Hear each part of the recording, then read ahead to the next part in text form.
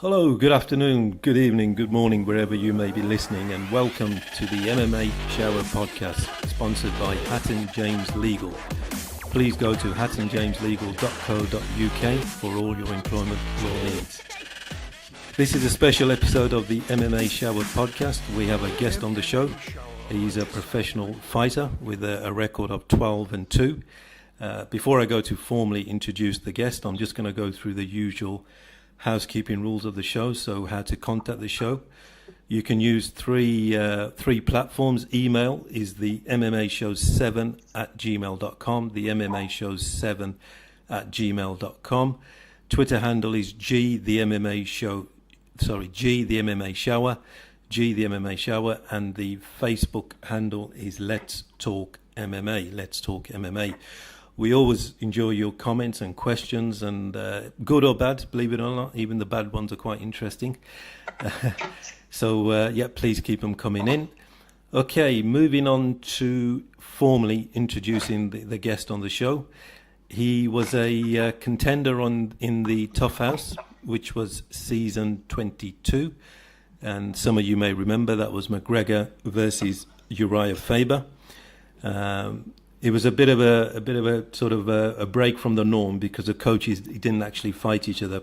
Main reason being they were in different weight class, but it was entertaining nonetheless. And the next fighter was the guest was he had a good run in that particular in that show. And to formally introduce the guest, it's Saul the Hangman Rogers. Saul, how are you, sir?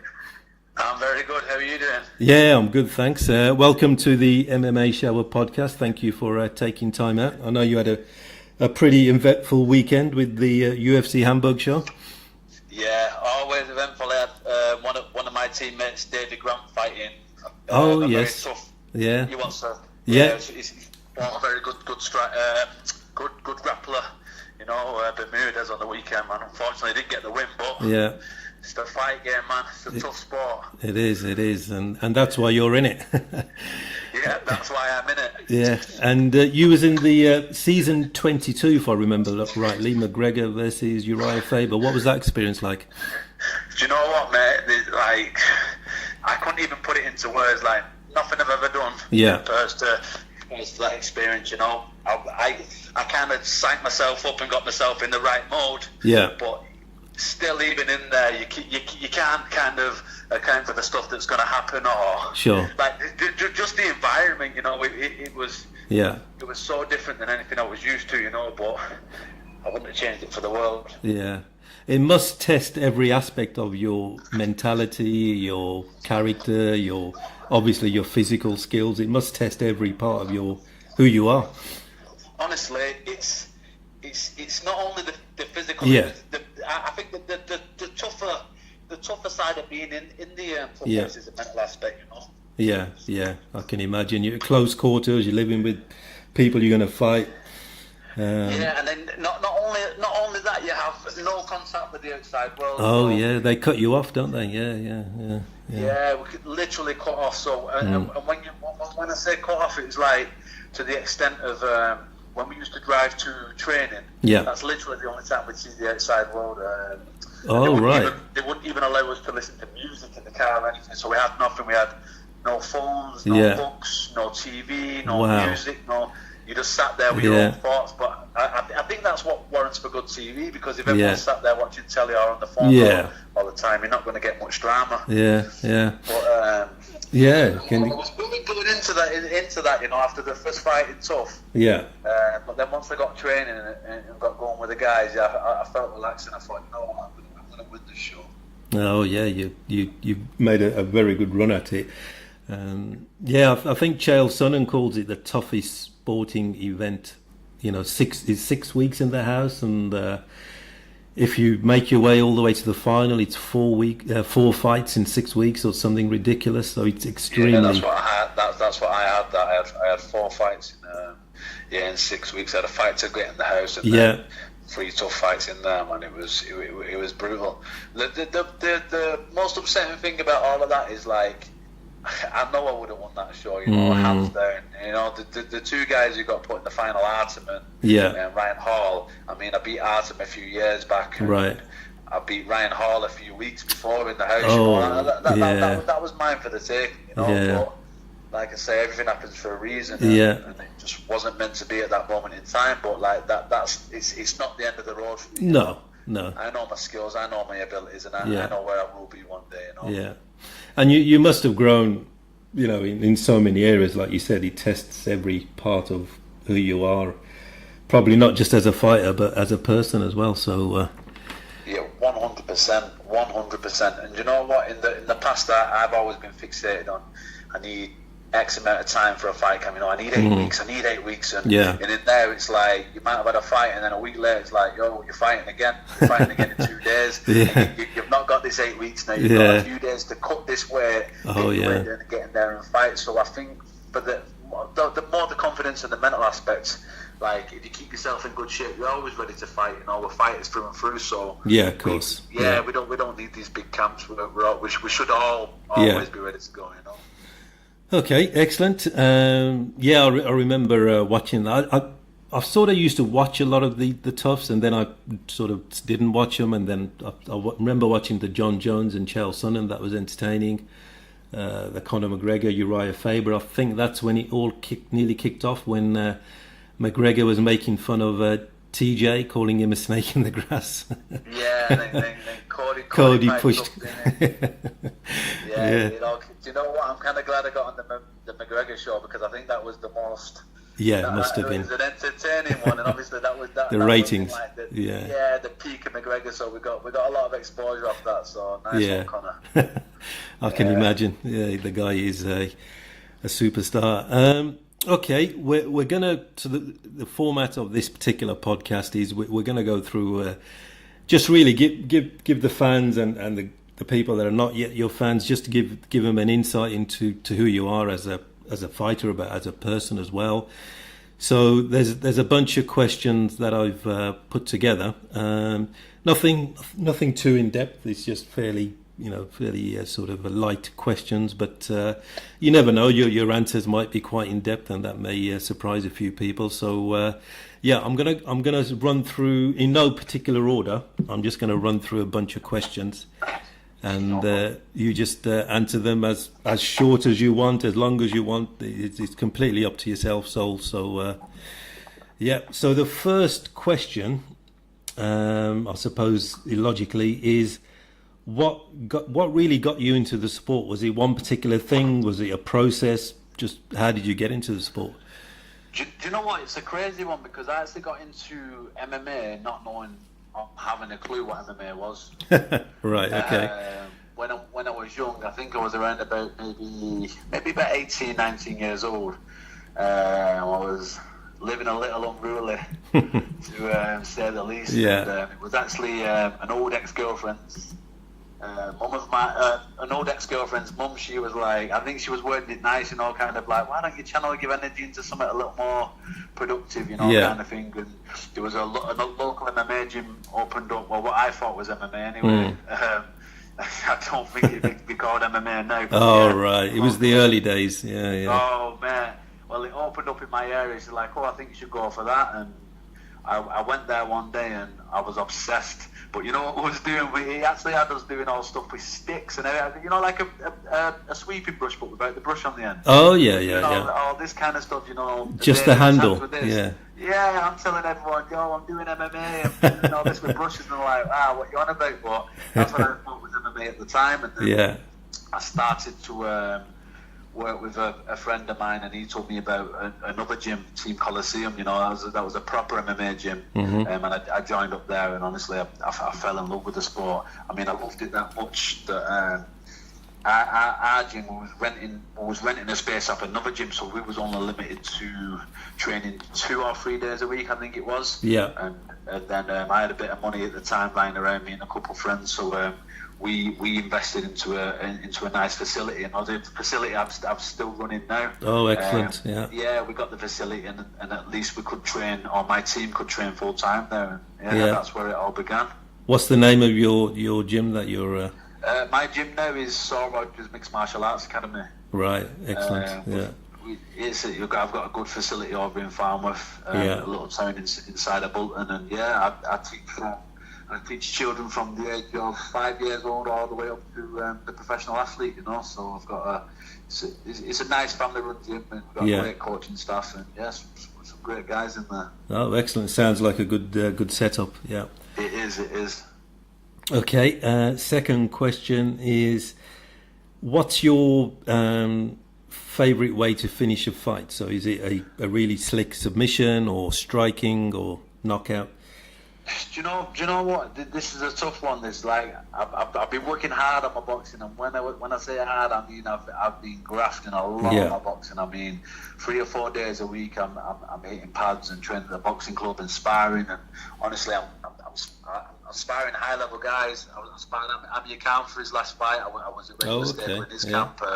He's coming back in August actually, and he's asked again for me, to be more sparring. So I'm sparring higher level guys. So all I want to do is get in there and knock somebody clean out. Like honestly, that is it. That being said, going off my previous fights, I've always kind of favoured the submission or the ground and pound. Yeah. If I had it one way, ground and pound. I enjoy kind of being on top, dominating, and kind of driving my fist through the skull, from the top in a nice way, not a malicious way. I know. I don't want to get hurt, but I enjoy. Within the fight, yeah, it's a fight. I mean, if the roles were reversed, absolutely, So, it's kill or be killed in your environment. It is. You know what? In this game, one slight mistake will cost you a fight, and honestly, that fight that you lost, then that could be you cut from a promotion. Cut from one mistake can be a snowball effect for your life having a completely different outcome. So, good or bad, you never know. Really. Yeah. Okay. Cool. Brilliant answer. Who or what is your biggest inspiration? Do you know what? This is a tough one. This really is a tough one because I honestly find inspiration from everything. Sure. I've been promised fights now for the last. I've been in fight camp in December. I got fight camp in February. I've been fight camp in May. All these fighters either pull out or these fights don't come through for no reason. Yeah. So I've been in a bit of. I've enjoyed a bit of time off. I enjoyed a little bit of a relax with my kids and a bit of downtime. But what's crazy is I've been at the UFC this weekend and stuff. Sure. And I've spoke to a couple of guys, and I feel like everything always happens for a reason. There's a couple of guys I've been speaking to, and they've been telling me. And again, it's teammates who are usually inspiring me, or friends and stuff like that. So I couldn't put it down to one particular person. It's like I've been at the UFC this weekend, and a good teammate of mine was telling me a few bits, and honestly, it was inspiring stuff. That so much so that I've come home, I've kind of written down all my routine. I've kind of pushed some stuff I've been a bit lazy with, and I'm going to get a fight booked in. So it's like, honestly, I find inspiration from an absolute beginner who comes to my gym and they do something crazy. I think, I've never seen that before. Let them try it. Honestly, to something I watch, I find it everywhere. I literally find inspiration in pretty much everything in life, so I couldn't even put that down to one particular thing. So sorry about that. No, that's great, because I suppose in that way, every day can be inspirational, or potential every moment. So I swear to you, that's how it is. Sometimes I look at my kids and they're my inspiration for what I'm doing.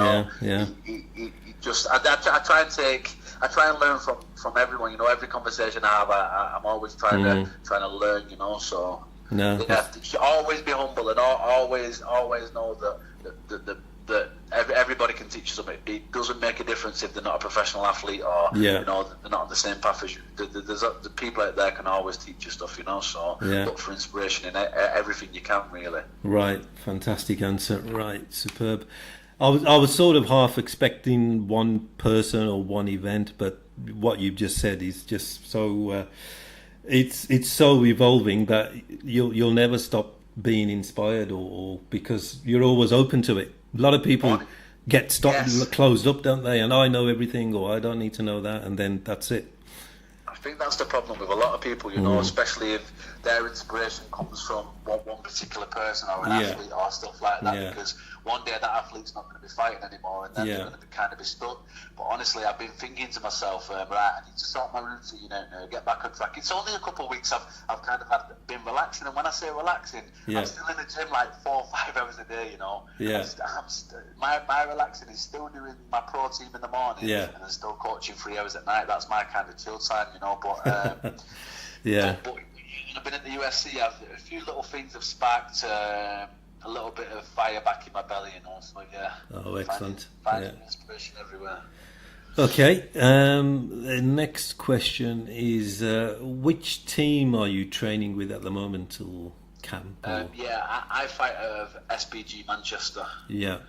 That being said, though, I like to travel. I do like to travel. SPG Manchester is my core foundation, my core team, and I'm there probably 99% of the time. But when I have fights coming up, or when I just want to get away and kind of do a little bit of, I try and get away a few times a year, you know. So I like to head over to SPG Ireland as well, you know. Under Coach Kavanagh, he's got some great guys there. Some very, very high level fighters, and they always welcome us, you know, and show us love. And another favourite of mine, I've been going probably for the last maybe 6 years, something like that, is TriStar over in Canada, you know. Oh yeah, with George St. Pierre and his coach, Rory McDonald, all of that under Faraz, yeah. Honestly, I think as far as camps go, I mean, I've trained all over the world. I've trained all over America and Vegas and everywhere. But I like the way Faraz applies his knowledge in game planning, strategies, and all that. You know, he's got a very unique mind. So that's another favourite gym of mine. That's TriStar in Canada. Yeah. He seems very strategic, like Jackson in Albuquerque, very strategic and breaking down a fight and an opponent, and his fighters seem to always stick to that game plan. Do you know what it is? I think it's trust, you know. His methods have been tried and tested over the years. I mean, look at the success George has had, or Rory's had, and not only that, people from all over the world come to travel to kind of train with him. They do. But do you know what it is? It's like, I don't think you can have the best gym in the world, you know.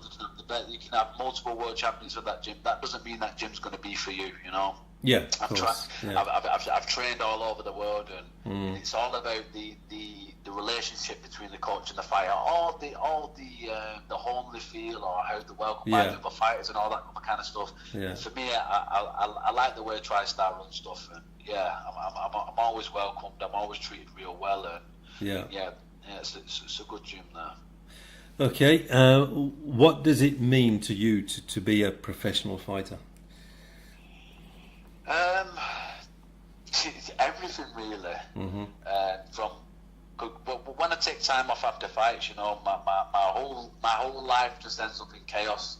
When I was supposed to fight on the Bellator 200 card over in May, and unfortunately, in London. My opponent pulled out the week of the fight. You know, so you can imagine I'm ready for that. And again, I did a camp over in Canada for that. I was over there 6 weeks sacrificing time away from my friends and my family, all that. The fight didn't happen. So when the fight didn't happen, and then I go on a little bit of a rampage, I'm not eating as well as I should, I'm not sleeping as well as I should, you know. My whole routine goes out of the window. So for me, fighting is everything, you know. I know when I'm fighting, my diet is always on point, you know. I sleep well, and not only that, I'm inspiring a lot of people from my social media and stuff. I never post them up because I don't. It's not why I do it, but I'm constantly getting messages and stuff by people thinking, you know, and I'm always putting on about my food and my diets and my training regimes and stuff, you know, and people are always messaging about I'm inspiring them to kind of better themselves. So honestly, every aspect of my life, from sleep, nutrition, to health, to inspiring other people, to kind of being a good role model to my children, it all kind of circles around fighting, you know. So it means a lot. But do you know what? I've also as well, I think you don't have to step in the cage to be a fighter. You know, I've been a fighter long before I ever stepped into the cage. You know, I feel like some people are kind of born with it, and Yeah. I'm not one of them who's had anything given to me. I wasn't born with a silver spoon or anything like that. Yeah. I've had a lot to deal with from a very, very early age. Yeah. So yeah, for me, I feel like I've been a fighter from very, very early on in my life. Yeah. Yeah. Okay. What would be your dream fight at this stage of your career, maybe?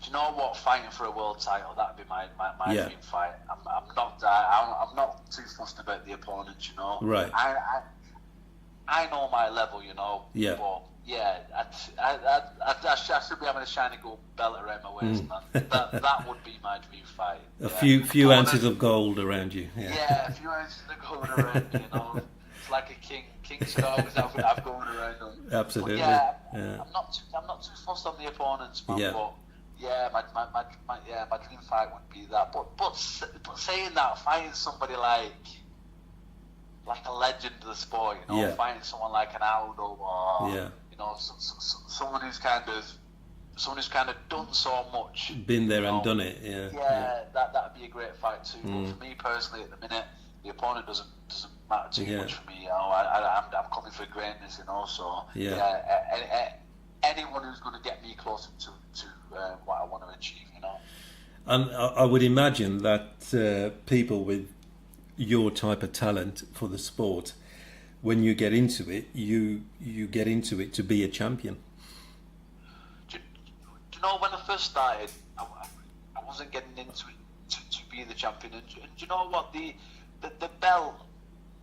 belt represents so much more than a bit of gold to me. Yeah. I mean, we're all doing this for different reasons, and for me personally, I feel like I feel like I'm the best at what I do. Yeah. So the belt, although having a shiny gold belt around your waist is nice, I feel like it represents a little more than that. So for me, if whether it be a fact or not, it's people who are the UFC champs, Bellator champs, or whatever.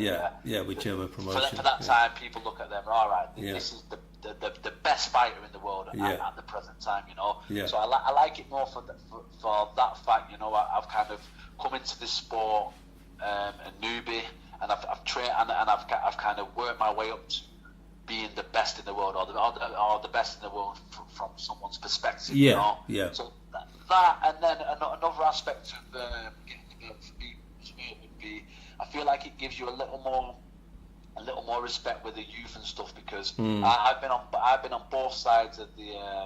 I've been on both sides, I've been unruly coming up, I've been in trouble a lot, right? And I've kind of flipped my life around. Yeah, and I do a lot with the youth, a lot with charities and all that other kind of stuff. So I feel like having a belt again will give you a little more credibility with the youth, and sure, it's like if I can go from kind of from the always streets, being in trouble and always being arrested and all this other kind of stuff from being young to being a world champion, I feel like it will inspire millions of kids around the world to do the same. Yeah, absolutely agree. And like you say, your story, the way it's panned out, is inspiration to most of the people. You won't even know how you've inspired them, but you will do, just by doing what you do, being a fighter. 100%. And do you know what? All the trials and tribulations I've been through, all the ups and downs and all this other kind of stuff, it'll make for a good film one day. It's gonna make for a good movie. But the week I got cut from when I got told, it was a couple weeks before the finale, I got rung up, and I was saying to my missus, I was like, you know what, we're good now, we're set for life, I'm no more messing about for me. That's it, I'm going to get this contract, and we're on to bigger and better things. And obviously the universe had different plans for me, when I got cut. But at that moment in time when I got cut from the UFC, that wasn't even top 3 of the stuff I was dealing with at that moment in time, Yeah, just to put it in perspective. Yeah, when you put things in perspective, I couldn't even kind of grieve, if you will, over being cut from the UFC when I had to deal with these other stuff. And this is the stuff that people don't see, behind closed doors. And this is where I feel like the fans should. It's not even respect, because fans are very respectful. But you know what? We're humans too. Of course, we're dealing with stresses daily. Yeah. I mean, stuff that doesn't even surround the fights, and on top of that, we're going in there and we're being prize fighters and stuff. When somebody looks at a result, especially from a fighter, they look at a result and they're like, he's hit him, is this. And I feel like saying like, there's more to it. There's more to it than a win or a loss. You don't know the sacrifices we're putting through, to entertain people, and that doesn't mean fans have to love everybody. No. People are well within the rights to have a pop, like a certain person or not like a certain person. But when I feel like when people go out of their way to be nasty, kind of slag, and you know what? Not even criticise. I feel like this is a rough sport. I mean, if you can't take criticism, you're in the wrong sport. But I feel like the ones who kind of put a bit of venom into it and they go out of the way just to be a dick. To I feel like before they sit there from behind the keyboard and type of stuff, they should kind of take a step back and have a look at themselves. And I'm not saying people should have an opinion should like everybody, but kind of there's a lot more what goes on than a win and a loss, so people should be a little more conscious of that. I mean, if someone's had a crap fight, call it a crap fight. You don't have to get personal or, Yeah, 100%. Well, you know what? I feel like a lot of people, supporters, if you will, they get too personal. I was at the UFC the other night, and I'm not going to name any names, but there was a few black lads, few black fighters on the card, and he was telling us that there was like, Saul, the amount of racial abuse they've had since signing the fight with the guys is crazy. People calling them niggers and this and just really? ruthless stuff. And this is the stuff that in this day and age. Day and age, it's ridiculous. It's ridiculous, but it's like this is the stuff we're dealing with on top of having to go in there and fight in front of millions of people, and on top of sacrificing away from our kids, and on top of beating out, you know what I mean? So that's the kind of stuff I don't like. If people don't like a fighter, and they're all well and good, you can voice your opinion, but just don't get too personal. Okay, excellent. The next question, I think you've already answered with the previous question, but what would you like to be your legacy to the sport? Do you know what?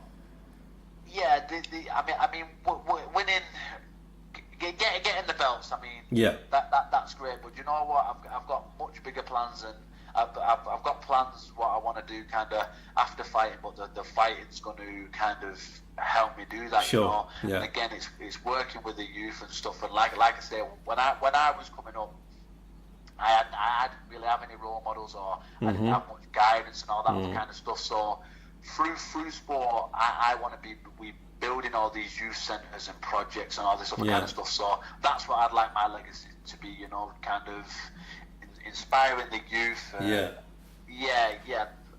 For me personally, and also I'm getting MMA into the school starting in September as well, which is going to be awesome. I'm going to be the first person to actually get MMA taught as on the curriculum. Oh, right. In the school. So is that in the Manchester area or? Yeah, well, it's in the Bolton area where I am. I'm starting with 2 schools in September, with a possibility of another 3 joining on. So I'm hoping this becomes a global thing. We kind of we open it up to everyone, because I feel like in school, I feel MMA is for everybody first and foremost. Even if you don't want to be a fighter, like all the people who train at my gym, even if they don't want to be a fighter, I mean, there's so many other benefits you can get from the lifestyle. So many. Self-defense, life fitness, skills, fitness, mobility, working in teams, stress relief. Honestly, there's so much for it, and I feel like it needs the days of just football or cricket, rugby, all of that other kind of stuff.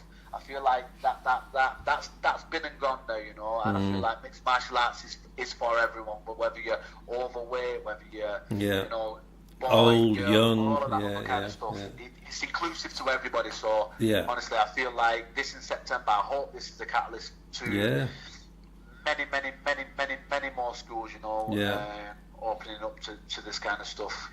Well, that's an amazing development, and I hope that really catches on, because when I was at school, which was quite a few years ago, I'm not going to say how many years, but it was football, cricket.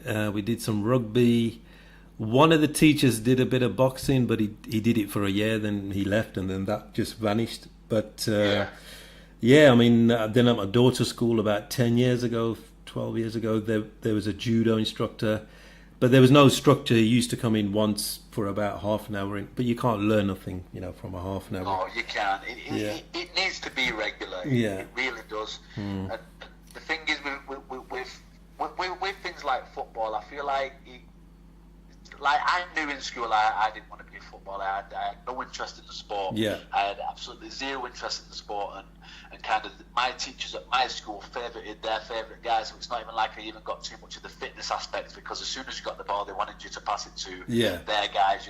Yeah. So it's not even like I could even get any fitness or relate to it in any what way. Whereas MMA is it's just over. No matter what, no matter if you despise the UFC, you're still going to get something out of learning mixed martial arts, So let's hope it catches on. Yeah, absolutely.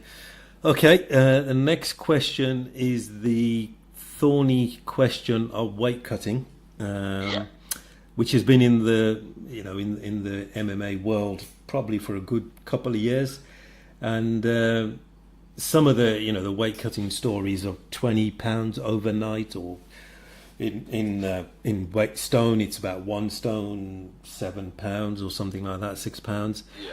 Which, if you think about it, in 28 hours or 29 hours is just ridiculous. And, some guys fight at welterweight, which is 170, which is about 12 stone, come down from 14 stone, 15 stone, 36 pounds, 40 pounds. Some of it's crazy, but how do you stand on it? Leave it alone, or is there time to make a change? Do you know what? I feel no matter what, you're always going to have guys kind of manipulating the system. I mean, I read something recently where Dana's said he's going to go back to the afternoon weigh-ins. And not do the early morning weigh-ins because more people have missed weight. Yeah, which is weird. I'm sat there thinking, you know what? You're going to punish everybody else for a few guys' actions, because they're taking these fights too. But that's not everybody else's fault. We should get the early weigh-ins where we've got when you got more time to recover. Hydrate. I think no matter what, you're still going to have people manipulating the system, and even if they weighed you got weighed on the day and all this other kind of stuff. Honestly, the big guys not drinking, not eating, so they got on weight, and they'd be going in there dehydrated. I feel like it'd be much dangerous. It'd be more dangerous. I think leave it alone, and then I just feel like penalties should be more severe. So it's like, if you miss weight once by a little bit, all right. If you miss weight the second time, you have to fight the higher weight class. So I weigh in for a featherweight fight. I miss weight by a pound or two. And again, there should be a limit. If you're missing weight by a few kilos, automatically you fight at a higher weight class. I think that should be mandatory. If you're only missing weight by a small amount, you get one more chance. You miss it again, that's it, mandatory. Your next fight has to be the next weight class up. You prove you can get your weight down to this weight safely, But I mean, my next fights, well, again, I've trained for fights, and they're going to be at featherweight. I mean, people look at me like I'm huge, but honestly, I don't cut much weight. Are you 155 lightweight? I've been once. So I started my career at featherweight.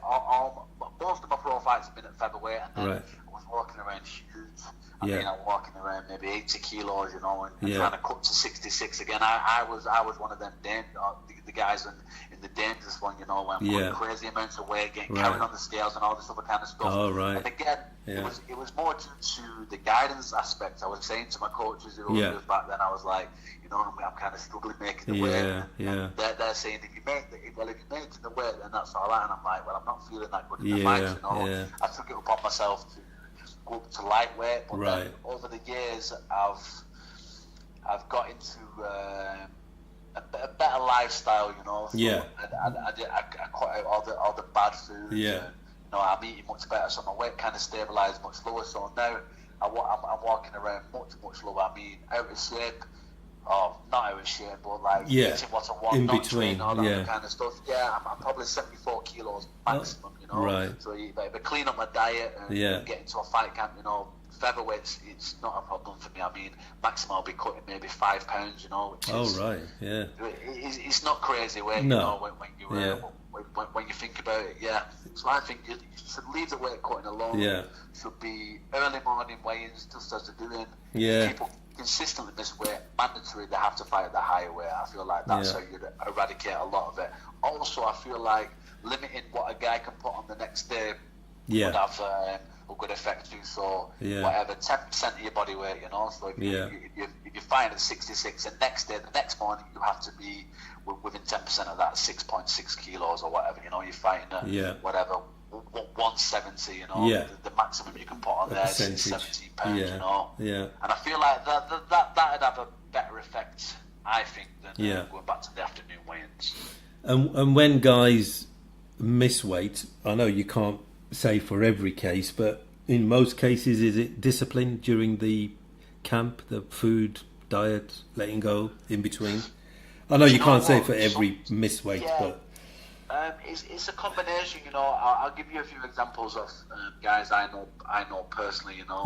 I've had people I know who's missed weight just through purely lack of discipline, you know. I've had my guys, fighters, who compete for me, and they're telling me, I'm like, why your weight's not dropping? They're telling me they're doing this, and then I'm getting told they're eating chocolate and takeaways and all this other kind of stuff. That's a very common aspect. Right. But another aspect that not many people kind of hear about is it's happened to me. I've had probably 20, probably close to 30 competitions, competition bouts from amateur, tough, professional, all that other kind of stuff. And I missed weight once. I missed it by like 2 pounds. I was absolutely wounded. And do you know what? Their coaches said, you know what, we're happy with that. Otherwise, I would have ended up dropping. I would have ended up, you know, getting to it. I was in a bad way though.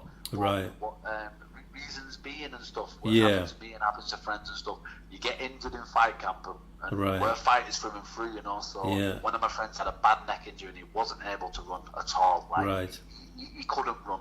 Again, he come in maybe 2 pounds over. He could get his weight down. I tore my MCL a few weeks before a fight, so I was just literally focusing on kind of building that up. Couldn't run, couldn't do much, but again, we're fighters and we still turn up to fight. And again, it has this impact, but we don't come out and make the excuses. You sign a contract. You just get on with it. So you should be penalised regardless. But I feel like there's so many different reasons, but for most of them, I feel like they have no discipline. A lot of them, they have no discipline. Okay. Your favourite memory of your doesn't have to be your first fight, but your favourite memory in a fight, maybe. You know what? There was not many favourite memories from my first fight. You know, I remember. I've not been training long. I've been training maybe about 6 months, and again, I've been game to fight since young. Honestly, like me and my friends, honestly, we'd be that desperate to fight. We'd either usually we'd take a t-shirt off, wrap it around our knuckles, and kind of just level each other with that on, you know. And somebody pulled out. I remember on a show, one of my coaches was like, "Oh, do you want to step in?" I was like, "Right, I want to step in." Kind of not knowing. I mean, I'm used to scrapping on the streets, you know, where there's no warnings. Like, no referee. You know, whereas this is like, right, you fight, you're going to be fighting later on tonight. You've got all day to think about it now, and it's lingering and all this other kind of stuff. And I remember one of my teammates, he went out before me and he killed the guy in his first fight, and I was just like, wow, this pressure's on me. And honestly, I wanted to run. I just wanted to run away and leave the building, run away and kind of get on. But it ended up all right. But probably my favourite memory from a fight would be I enjoyed the Andre Winner fight. Actually, that was my first fight coming off tough. Right. Andre's been around a long time. He's had a stint in the UFC himself, and he was still touted very highly at the time. You know, I took the fight with Andre, and I was a little nervous for that fight. I kind of went out there and beat him in about, I think it was like 40 seconds, you know. I jumped him in about 40 seconds. And he doesn't usually get a finish, you know. He's a guy you're going to beat him. Yeah, you're going to take him the rounds. And I remember it was in Manchester, my hometown, all my friends, family, everyone was there, you know. Yeah. And it went mental. Yeah, that's probably my favourite memory from a fight, definitely. Okay, excellent. Favourite guilty pleasure? You know what? I had this in my head when I was reading this. But, favourite guilty pleasure? Food or is... I was thinking more as in, can it be a food side? No, it's up to you. I'm just sort of just a suggestion. Doesn't have to be, no. Favourite guilty pleasure? Do you know what? I don't watch much TV. Yeah. But I don't mind watching the First Dates every time it comes on, you know. That's kind of my little, guilty pleasure, you know. So I very rarely watch TV, but when I do, I'll put something on like that, you know. A bit of junk TV.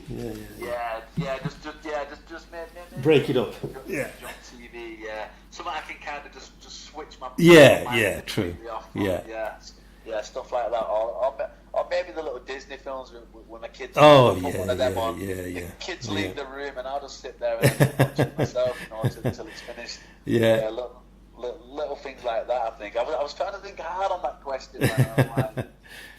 So it's really something that makes you switch off from your day-to-day routine. Just like a nothingness. Something you're watching and you're knowing you're not growing anywhere from this. You know, you're not learning anything. You're probably losing brain cells watching it. But just something you can kind of switch off and just get away from the world with. You know. Yeah. No. Excellent. Best opponent you've faced so far? Again, this is a tough one. I mean. Yeah. On paper or toughest in a fight? I would say in a fight that you physically stood, toe to toe and thought he was bloody good. Yeah. I'm trying to think. Yeah, it's probably. Do you know what's crazy is, honestly, in all my fights, even the ones I've lost 2 fights. Yeah. I've been killing it. Until I've got caught. I've been killing the fights until I've got caught. Yeah. But saying that, you know what, my toughest fight was Artem Lobov. Right. Reason being, when I fought him, I hit him with everything but the kitchen sink. I'm talking. I had him in 2 guillotines. This is the first couple of minutes of the fight. I had him in 2 guillotines, the Peruvian necktie, a Darce choke, and I mean I'm trying to strangle this guy for dear life, and I'm hearing him gargling like proper, almost out.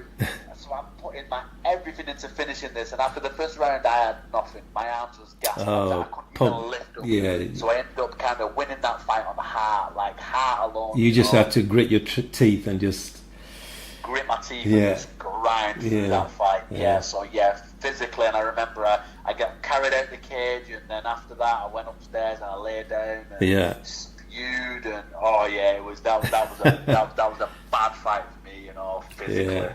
Yeah, definitely that fight. Yeah, but on paper, probably Ryan Hall. Right. He's got great accolades. Yeah. But, I was buzzing out that fight turned out with Ryan too. Yeah, absolutely. Okay.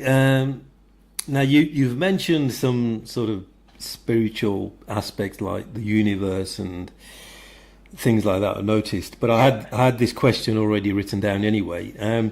Do you do any kind of meditation or any kind of breathing techniques? Do you know what? Honestly, I write down my weekly goals, and my weekly goal, I usually meditate, and I've gone a habit with it. And my weekly goal, honestly, this week was to meditate every single day. Right. Yeah. So, honestly, I couldn't recommend it highly enough for everybody. Yeah. I need to kind of take my own advice, because I go months sometimes without meditating and stuff, and when I go back to my meditation and stuff, honestly, I feel like first thing in the morning, set your intentions for the day, meditate. I'm quite spiritual, I don't follow a particular religion. I know that universe will come and fuck you up if you don't respect it, let me tell you. So it's like I kind of I'm spiritual. I meditate and stuff, and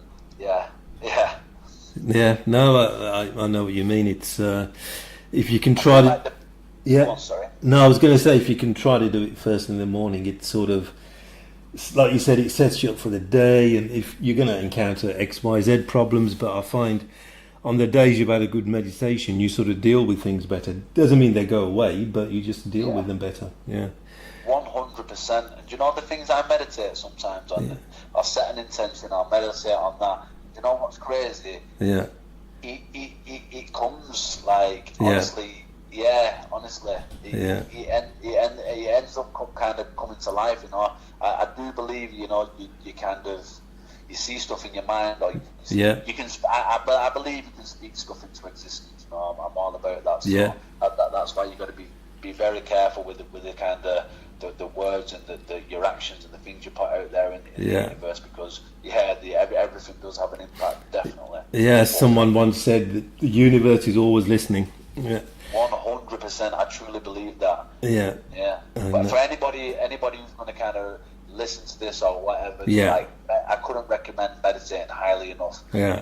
It's tough. Do you know the best thing I found for meditating? Honestly, I found the Headspace app, and I was a bit. I was a bit skeptical at first, because I've always associated like kind of technology and meditation. I've never thought like these should mix, but you know, for people who do struggle into getting into a habit and getting into a routine, I feel like a guided meditation like they have on your Headspace app, honestly, I couldn't recommend that app highly enough. Yeah, no, that's a good point. Some people can get into it with their own method and means, but there's a lot of people that can't, and a guiding meditation just helps you get into that space. So totally agree with you on that. 100%. And on the Headspace, actually, they have meditations. They start at 3 minutes. It's like, you know, I know when I speak to a lot of people, I never have time. This is the biggest one, you know. I don't have time. And it's like, if you don't have time to meditate, you should be meditating twice as long. Definitely. Yeah. Honestly, if you don't have time in your day to meditate, you need to be meditating twice as long. Yeah. Like, meditation is for for the Headspace app, everyone's got 3 minutes in the day, whether it be a lunch break or a toilet break or whatever break you want. And I couldn't recommend it highly enough. And what I find is, when I go for a workout, like sometimes I go for 6 a.m, and I'll maybe do some weights or run or combination of both, but when I get back, I'm so battered physically, I'm just getting into my meditation state just literally instantly, because there's no resistance, you know, there's no physical resistance, and I'm just getting into it. So I really enjoy, after a workout, it might not even be meditation, just close your eyes, 10 minutes, just sit there, or 20 minutes or something. Nice. And but I know, and I wrote this question down. It wasn't in my original list to send you, but I wrote it down. But then during the first few questions, you mentioned universe, and you know what the universe has planned and stuff like that. So I thought, that's a sign there. You're all about that spiritual life.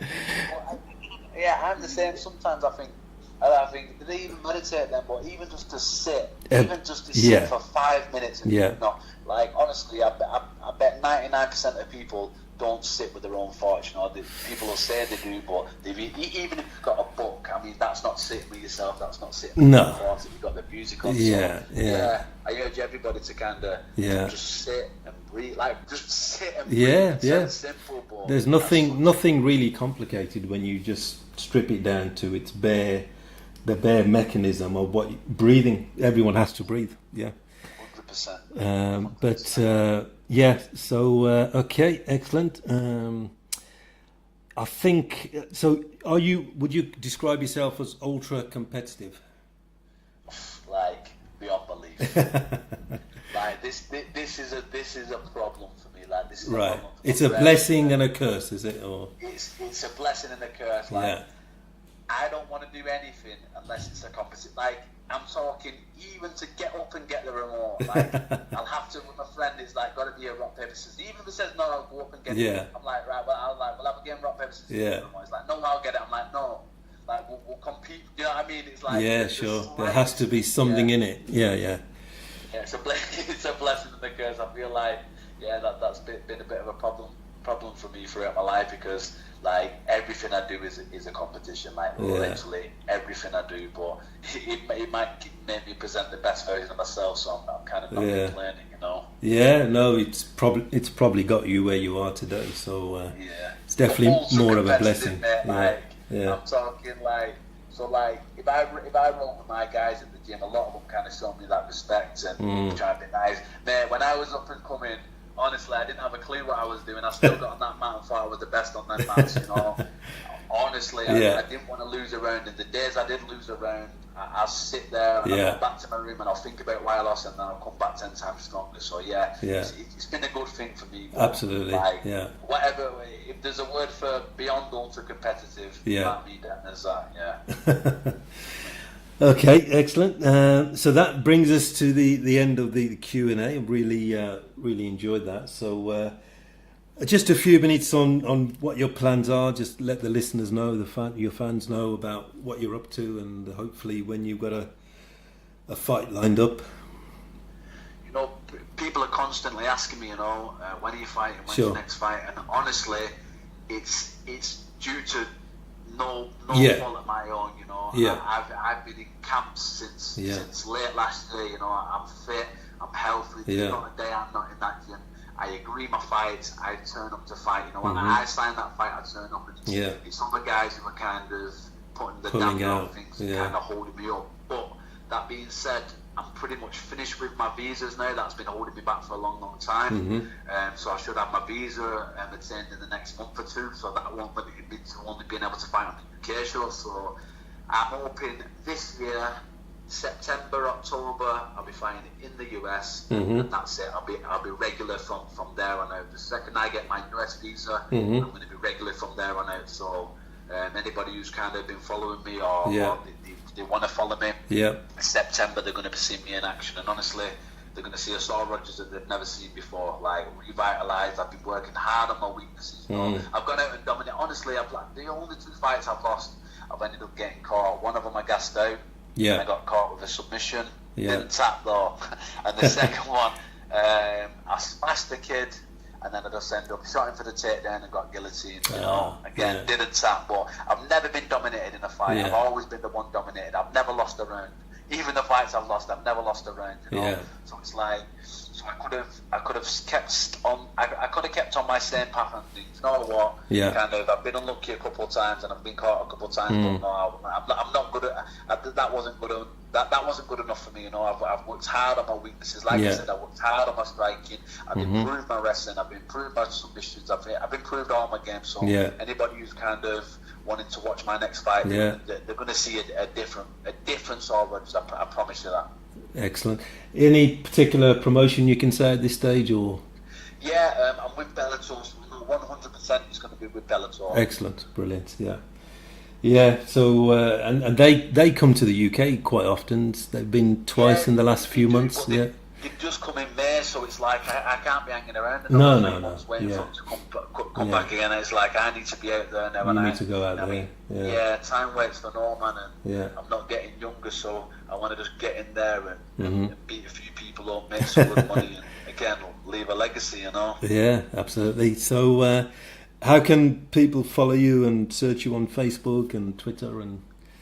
If anyone wants to get me, you can get me at Saul Rogers on Facebook, Instagram, or Twitter. You know, I'm active on my social media. I always make time for the people who kind of take the time out and follow me and send me the inspirational messages, or kind of just send me messages about how I'm helping them. You know, no matter how small or how insignificant they feel it is. You know, so get me on social media. Or if they're around the area, you can come to my gym, Saul Rogers Mixed Martial Arts Academy over in Bolton. You know, there's many ways of contacting me if they want to get a hold of me. Okay, and as you said, it's inspiration wise, it's not always directly linked with fighting. It can be other areas as well, that if you're helping someone, you know you'd like to know about it. Honestly, 100%. You can help people and again, you know what? I've the majority of people I've helped of people who follow me on social media, it's not even the fights that I kind of took inspiration from. It's honestly, sometimes it might just even be like juice recipes I put up, or kind of I set challenges. You know, I put a post up on my Instagram this morning. It was like kind of Monday, fresh week, set your goals, and when people set these goals, no matter how small, if they send me a message next Monday and say, look, I set this. I mean, it can be something as like I'm not going to order a takeaway from again, they'll send me small goals. I'll post all them up, and kind of give them a little credit for what they're doing, and something even as small as me kind of reposting a small achievement they've done, it kind of gives them inspiration to keep going, and satisfaction for what they are doing, and makes it all worthwhile. Yeah, and I think when people listen to this and they realise how well you are into meditation, which might surprise some people, might not, I don't know, but when they hear that, I'm sure few people will get inspired to meditate, and I hope they do. That can't be a bad thing as well. Yeah, it can. We'll have much more chilled, nice, relaxed people. You know what I mean? Everyone woosahing and kind of I couldn't recommend it. Honestly, I'll say it again. I can't recommend meditating highly enough to anybody. No matter how busy, whatever your lifestyle is, like young, old, I can't I mean, I even get my kids into all the yoga and meditation, They know when I'm sat there meditating, they won't disturb me. They'll either come and sit at the side of me and close their eyes. Oh, excellent. Or they'll just leave the room and do their own thing, Yeah, excellent. So you can do it if you've got kids, there's no excuse. No, it's probably more of a reason. 100%. But no, that's fantastic, Saul. Thank you for your time. I've really enjoyed this Q&A session, and I'm sure you'll hopefully get some feedback through your social media platforms, and I'm sure you'll give people more of an insight on exactly who Saul the Hangman Rogers is. But I hope you've enjoyed it as well. Mate, do you know what? I've really enjoyed it. It's been a long time. I've not been active in doing the any kind of media stuff for a long time. So like this kind of kick-started that fire, and honestly, I've loved it. I really enjoyed it. Thank you very much. So just to finish off the podcast, you've been listening to the MMA Shower. Special guest was Saul the Hangman Rogers. Just to quickly remind you, you can email the show, the MMA Show 7@gmail.com, Twitter, the MMA Shower, and Facebook handle, Let's Talk MMA. Please send your emails and comments, and obviously get in contact with Saul through his aforementioned Facebook and Twitter and Instagram. And thank you for listening, and have a good day wherever you are. Thank you.